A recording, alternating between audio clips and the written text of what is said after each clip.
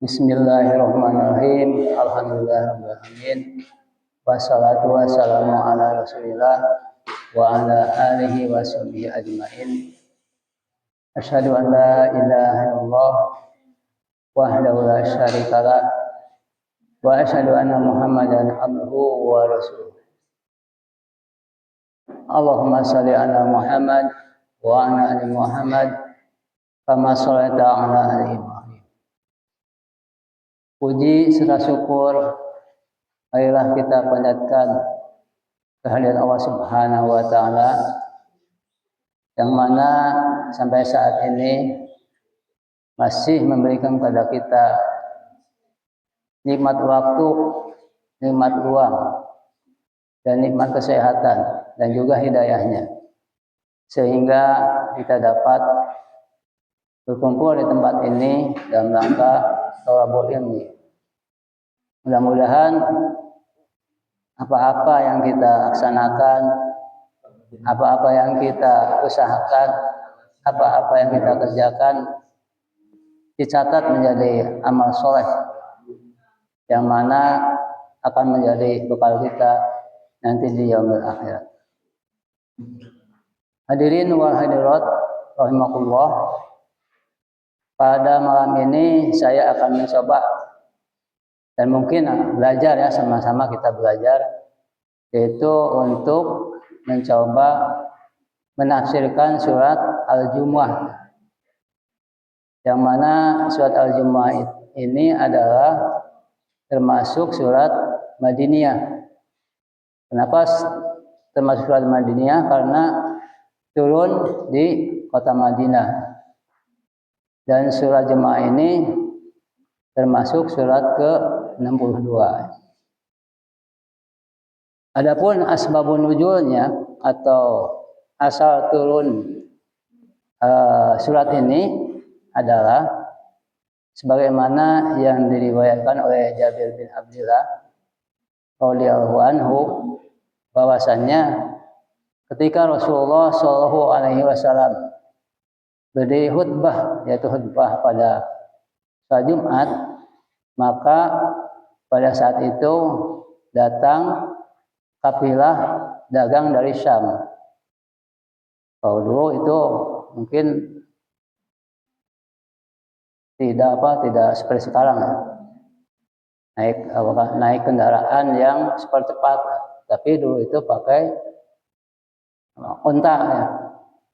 Sehingga mungkin akan terasa lama dan jauh, atau bisa ditempuh dengan beberapa hari. Maka ketika datang kafilah dagang dari Syam itu, kaum muslimin itu berhamburan menuju ke kafilah tersebut. Karena apa? Karena mungkin mereka yang namanya keuntungan itu adalah harta. Padahal sebenarnya keuntungan itu bukan harta, tapi keuntungan adalah amal untuk yaumil akhirat. Yang mana di dalam surat Al-Jumu'ah ini diterangkan bahwa a'udzubillahi minasyaitonir rajim, wa idza ra'aw tijaratan aw lahwanin faddu ilaiha wa taraku ka qaima.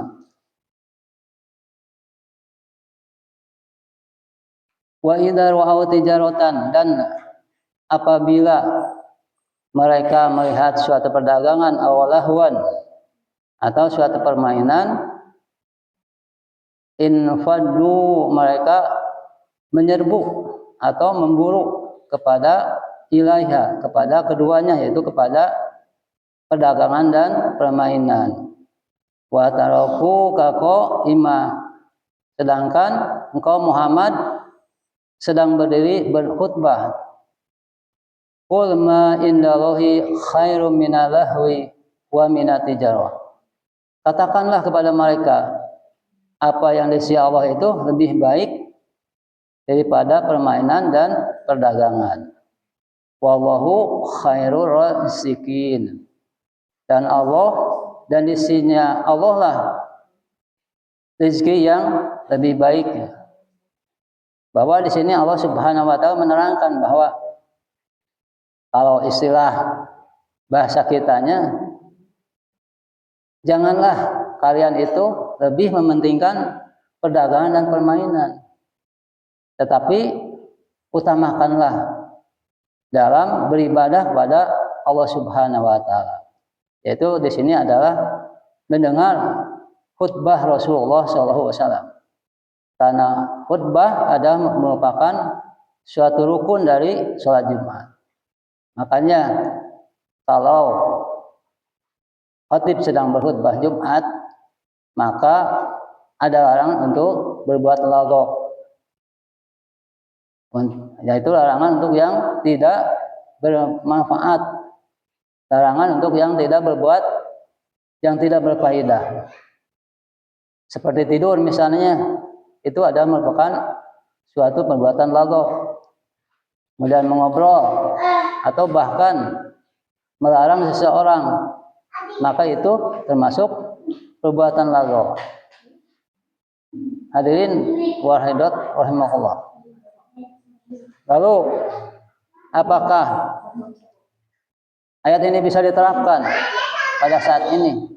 Pada konteksnya adalah di sini adalah kaum muslimin itu menyerbu perdagangan. Tapi kalau diterapkan pada saat ini adalah bukan menyerbu perdagangannya, tetapi hati kita yang masih memandang bahwa kita lebih mementingkan dunia. Misalkan ya, ketika sholat Jumat dimulai, maka banyak sekali orang yang melalaikan terhadap dimulainya sholat Jumat. Kadang-kadang ada yang kalau suka merokok itu merokok dulu, nanti khutbahnya juga belum dimulai atau belum adzan, sehingga kalau sudah adzan baru masuk ke dalam masjid. Dan tentunya ini juga mengganggu lagu untuk orang lain, karena bau rokok yang ada di mulutnya itu akan mengganggu orang-orang yang sholat Jumat di sekitarnya. Atau mungkin juga berleha-leha dulu, ada yang main HP dulu ketika sudah masuk waktu sholat Jumat. Karena di sini juga ada ditang lahwan, permainan yang itu bisa melalaikan sholat Jumat. Atau ada yang mengobrol dulu sampai akhirnya adzan dikumandangkan. Dan banyak lagi yang lain yang melalaikan ketika sholat Jumat akan dimulai. Padahal di dalam hadis diterangkan, apabila seseorang mandi Jumat kemudian memakai pakaian yang pantas, kemudian memakai wangian dan bersegera masuk ke masjid, dan sambil menunggu imam berdiri untuk khutbah, yaitu menunggunya itu sambil sholat intidhar, maka kemudian tidak berbuat lagok, maka seminggu sebelumnya dan seminggu sesudahnya dosa-dosanya itu akan diampuni. Ini menunjukkan bahwa pahala ini lebih baik daripada perdagangan dan permainan. Dan di dalam hadis juga diterangkan, apabila sholat Jumat itu dimulai, maka malaikat mencatat itu akan berdiri mencatat di pintu masjid, akan mencatat siapa-siapa saja yang masuk ke dalam masjid untuk melaksanakan sholat Jumat. Tetapi apabila khatib sudah naik mimbar, maka buku catatannya itu ditutup. Nah, ini banyak sekali di antara kita yang melalaikan tentang keutamaan sholat Jumat ini, sehingga nilai sholat Jumatnya itu berkurang atau mungkin tidak mendapatkan sekali dari nilai sholat Jumat ini. Jadi mereka hanya lepas dari kewajiban saja. Padahal sesungguhnya kita lebih utama lepas dari kewajiban dan juga lebih utama mendapatkan pahala tentang amal ibadah yang kita lakukan. Hadirin wa hadirat rahimakumullah. Kemudian kita mulai dengan ayat pertama ya. Surat Jumat ini dimulai dengan Bismillahirrahmanirrahim. Ba di sini adalah ba isti'anah, yaitu ba yang mengandung permintaan atau permohonan. Jadi bismillah yaitu dengan menyebut nama Allah. Artinya kita memohon pertolongan kepada Allah. Bismillah ini termasuk juga ismun jami'un, yaitu isim yang mencakup keseluruhan dari sifat-sifat Allah. Jadi kalau kita mengerjakan sesuatu atau memulai sesuatu, kita memulai dengan bismillah. Itu artinya sudah mencakup dengan nama-nama Allah yang 99. Karena bismillah di sini ada ismun jami'un, yaitu isim yang mencakup keseluruhan. Jadi sebenarnya kita sudah cukup dengan mengucapkan bismillah. Kalau kita mengucapkan bismillah, kita sudah memohon pertolongan Allah yang maha segala maha yang lain, yang 99. Maha Rahman, Maha Rahim, Maha Ghafur, Maha Aziz, Maha Hakim, dan lain sebagainya. Kenapa di sini diikuti dengan Bismillahirrahmanirrahim, Maha Pengasih dan Penyayang. Ini adalah Ar-Rahman Ar-Rahim di sini adalah sebagai penegas, sebagai keterangan bahwa untuk orang itu supaya tahu siapa Allah itu. Maka di sini terangan Allah itu yaitu Ar-Rahman dan Ar-Rahim. Sebagaimana di surat Al-Baqarah ayat ke-21, ya ayuhan nasu budu rabbakum. Wahai manusia, beribadahlah pada Tuhanmu. Siapa Tuhanmu itu? Alladzi khalaqakum waladina min qablikum. Yaitu Tuhanmu itu adalah yang telah menciptakan kamu dan orang-orang sebelum kamu. Di sini juga Ar-Rahman Ar-Rahim itu memperjelas bahwa Allah itu adalah yang mempunyai sifat Ar-Rahman dan Ar-Rahim. Para ulama menerangkan bahwa Ar-Rahman itu adalah kasih sayang Allah yang diberikan kepada seluruh makhluk, tidak terkecuali. Baik orang kafir, orang muslim, orang yang ateis, orang agama lain pun itu akan mendapatkan kasih sayang Allah. Dan juga semua makhluk, baik makhluk yang ada di langit, yaitu para malaikat, dan semua makhluk yang ada di bumi, yaitu binatang yang kecil. Kalau kita itu amuba ya, amuba yang bisa membelah diri. Mereka itu semua mendapatkan kasih sayang daripada Allah Subhanahu wa Ta'ala. Salah satu contoh kasih sayangnya adalah mereka semua itu diberi rezeki oleh Allah Subhanahu wa Ta'ala. Kita melihat bahwa mereka semua diberi rezeki oleh Allah Subhanahu wa Ta'ala, diberi kenikmatan yang sama. Orang kafir, orang muslim, orang mukmin, orang ateis, orang Yahudi, dan mereka semua diberi kenikmatan yang sama. Mereka diberi kenikmatan makan. Rasanya gimana makan yang enak? Rasanya makan yang tidak enak gimana? Rasa pahit, rasa manis, dan lain sebagainya. Begitupun nikmat tidur, nikmat syahwat, dan lain sebagainya. Mereka itu semua mendapatkan sama, yaitu dengan sifat Ar-Rahman-nya Allah Subhanahu wa Ta'ala. Tetapi Ar-Rahim itu adalah dikhususkan bagi orang yang beriman. Yaitu orang beriman itu selain mendapatkan kenikmatan-kenikmatan seperti yang lain, mereka nanti akan mendapatkan kenikmatan di surganya Allah Subhanahu wa Ta'ala.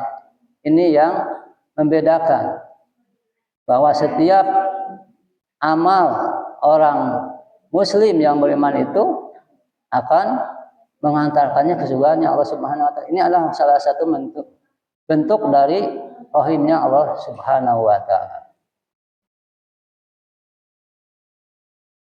Kemudian ayat kita masuk ke dalam ayat pertama ya.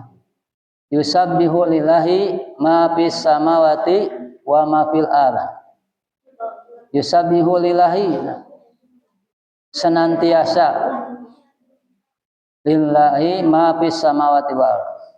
Bertasbih kepada Allah yang ada di langit dan ada yang di bumi. Jadi semua makhluk yang ada di langit dan di bumi itu semua bertasbih. Nah, bertasbih di sini bisa jadi mengandung arti selalu memuji Allah Subhanahu wa taala. Dan bisa mengandung arti selalu beribadah kepada Allah Subhanahu wa taala. Karena bertasbih juga termasuk salah satu bentuk ibadah kepada Allah Subhanahu wa taala. Yusabbihu lillah. Yusabbihu, nah di sini menggunakan fiil mudhari. Menurut ahli bahasa bahwa fiil mudhari itu mengandung arti selalu atau terus menerus atau selalu berkesinambungan.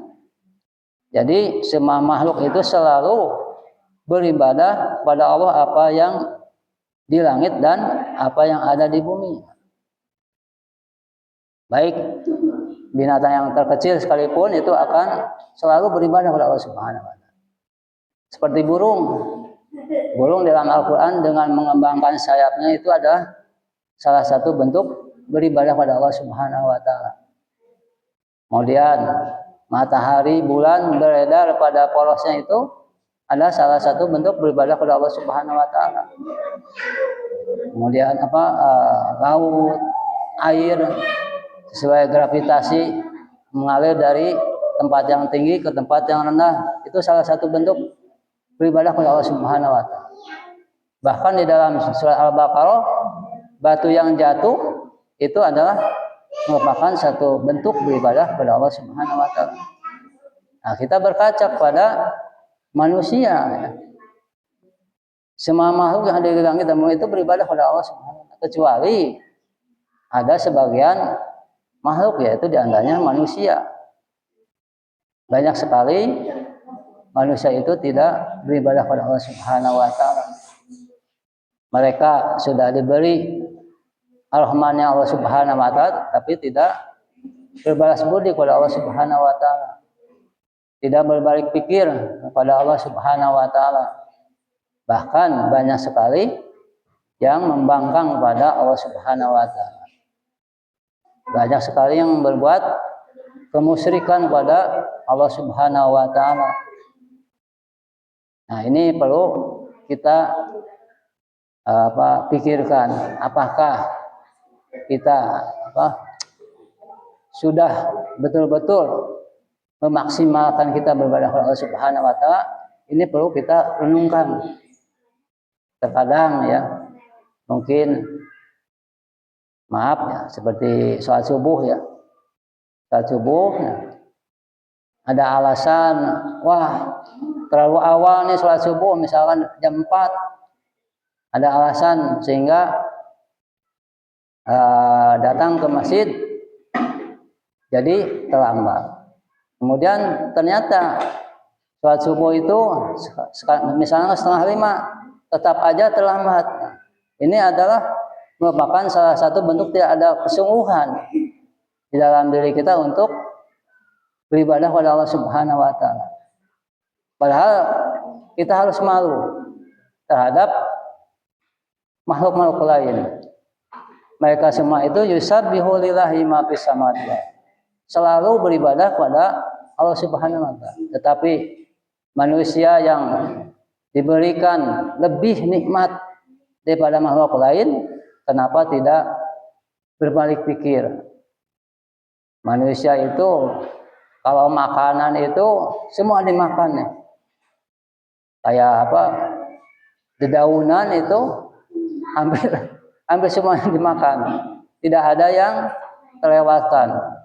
Bahkan sekarang ini ada makanan-makanan jenis baru, tidak sadar bahwa itu adalah merupakan suatu bentuk kenikmatan. Harusnya bersyukur terhadap bentuk-bentuk macam-macam makanan-makanan baru. Sekarang kan ada seblak, dulu mah nggak ada kan seblak. Ada makanan yang dari Korea dan lain sebagainya, makanan dari Arab. Dulu mah nggak ada makanan dari Arab, tapi sekarang sudah ada. Tapi kenapa manusia yang diberikan, kalau istilah Sundana ditembelkeun nikmat seluruhnya kepada manusia, tidak berbalik pikir, tidak berusaha untuk memaksimalkan beribadah kepada Allah Subhanahu wa taala.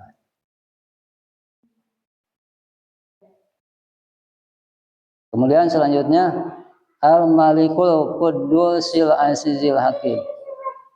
Allah itu adalah Al-Malik yang mempunyai kekuasaan. Jadi segala kekuasaan itu ada di tangan Allah Subhanahu wa taala. Manusia diberi kekuasaan hanya sementara. Diberi jabatan akan selesai ketika jabatan itu sudah pensiun, sudah berhenti kerja. Diberi jabatan sebagai di pemerintahan pun demikian, hanya sementara. Diberikan kekuatan tubuh, kalau kita lihat di televisi itu bahasanya warakul ya, gagah, mempunyai otot yang kuat, mempunyai ilmu kedikjayaan misalnya, mempunyai ilmu bela diri, tapi kekuatan itu hanya sementara. Terkadang diberi sakit, misalnya sedikit, misalnya dikasih sakit perut, meskipun mempunyai badan yang kekal, yang kuat, diberi sakit perut sudah tidak berdaya. Ada yang diberi sakit gigi aja sudah tidak berdaya. Ini menanyakan manusia itu tidak ada yang kuat. Yang mempunyai kekuatan adalah Allah Subhanahu wa taala. Yang mempunyai kekuasaan adalah Allah Subhanahu wa taala. Kita berkaca kepada para raja-raja yang dulu, tidak ada yang kekal. Mereka semua sudah meninggal dunia. Begitupun para presiden yang dulu-dulu, mereka sudah tidak menjabat lagi. Makanya di sini Allah Subhanahu wa taala itu Al-Malik, yang maha kuasa. Al-Qudus, Allah itu adalah yang maha suci. Maha suci itu dari sifat yang manusia sifatkan. Jadi Allah itu wahdaniyah, tunggal, tidak bisa disifatkan dengan manusia, tidak bisa disamakan. Sekarang Allah itu maha melihat. Maha melihatnya itu gimana? Apakah dengan mata ataukah dengan lain, itu tidak disebutkan sifatnya. Jadi tidak bisa disamakan dengan manusia. Allah itu maha suci. Karena Allah Subhanahu wa taala itu mempunyai tangan, mempunyai kaki, tidak bisa disifatkan seperti tangan manusia, seperti kaki manusia. Wallahu alam, itu adalah sesuatu yang tidak perlu kita pikirkan, tapi kita hanya ditugaskan mengimani saja bahwa Allah itu maha melihat, maha mendengar, bukan dengan telinga, bukan. Kita beriman saja bahwa Allah itu maha melihat, maha mendengar, maha mempunyai tangan, kaki, dan lain sebagainya. Kemudian Al-Aziz, Allah itu maha gagah. Maha gagah. Seperti tadi terangkan, Allah itu maha gagah. Al-Hakim, maha bijaksana. Artinya bijaksana, selain Allah itu Al-Malik, kemudian Al-Qudus, Al-Aziz, maka Allah itu maha bijaksana. Artinya tidak menggunakan apa-apa yang dia miliki itu untuk semena-mena. Jadi maha bijaksana. Allah Subhanahu wa taala mengazab suatu umat atau suatu kaum atau seseorang, itu adalah merupakan suatu kebijaksanaan Allah.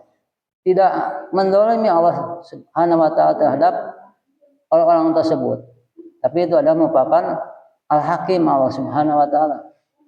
Wa ma mu'adzibina hatta nab'asa rasulah. Allah Subhanahu wa taala tidak akan mengadab suatu kaum sehingga telah datang utusan kepadanya.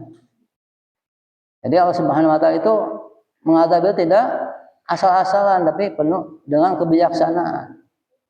Diturunkannya Rasul supaya memberikan peringatan pada kaumnya, pada umatnya. Nah, karena umatnya itu tidak menuruti Rasul tersebut, nah itu pantas Allah Subhanahu wa taala mengadab atau memberi pelajaran pada kaum tersebut. Ini adalah merupakan satu bentuk